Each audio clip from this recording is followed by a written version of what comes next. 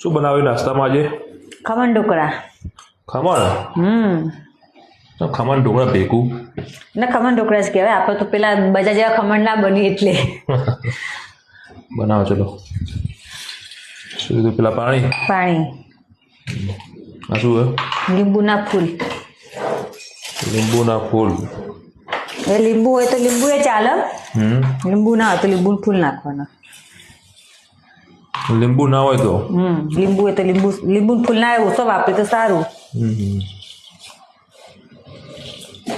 ખાંડ નાખી ચમચી ખાંડ, એક ચપટી લીંબુના ફૂલ, થોડું મીઠું. શું બને જોડે? ઘી.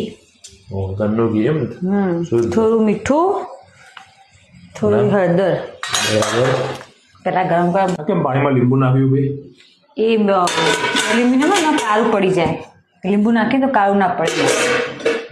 તમારે મજૂરી ઓછી કરવી પડે ને ધોવા માટે? મજૂરી ના, પણ કાળું પડી જાય ઘસી તો એ ના જાય પછી.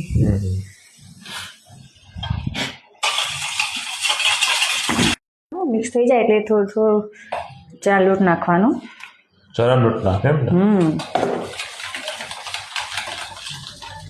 પછી બસ ખીરું બનાવી દે. આમ માપ બહુ બટલું નહીં, બહુ જાડું નહીં.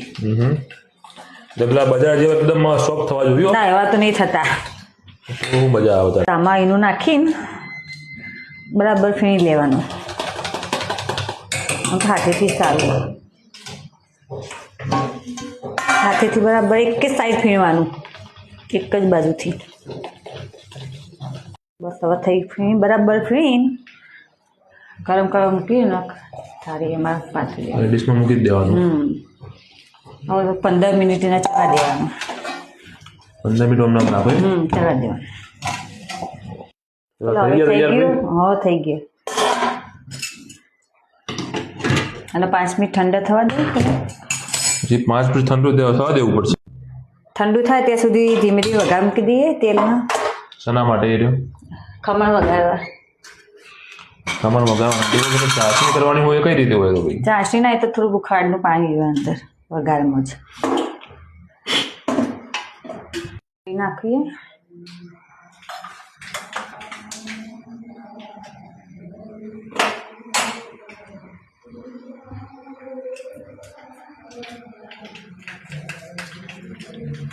હિંગ નાખીએ, લીલા મરચાં,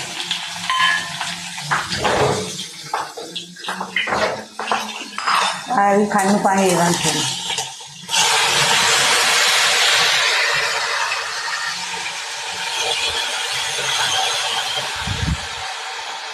ત્યાં સુધી પીસ કરી લેવાનું. ઠંડુ થઈ ગયું આર્યું?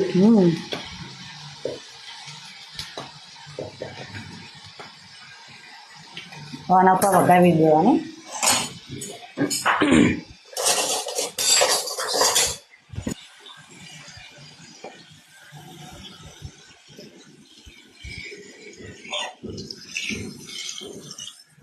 ચલો તૈયાર ખમણ ઢોકળા. મિત્રો થઈ ગયા છે ખમણ ઢોકળા તૈયાર. ચલો ટેસ્ટ કરીએ હવે કેવા બન્યા છે.